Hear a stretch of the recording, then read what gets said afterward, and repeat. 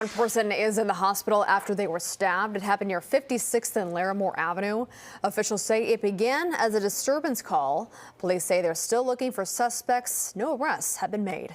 A bicyclist is in the hospital after being run over by a truck. It happened near 31st and Meredith. Police say the injuries suffered are not life-threatening. A man accused of murder and kidnapping was out of jail on bond just days before the alleged incident.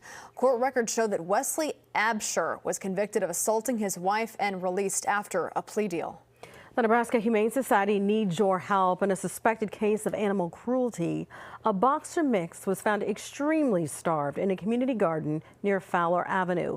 Anyone with information about his owner should contact NHS. A fragile ceasefire still in place in Iran. The country has closed the Strait of Hormuz once again after Israel expanded attacks in Lebanon.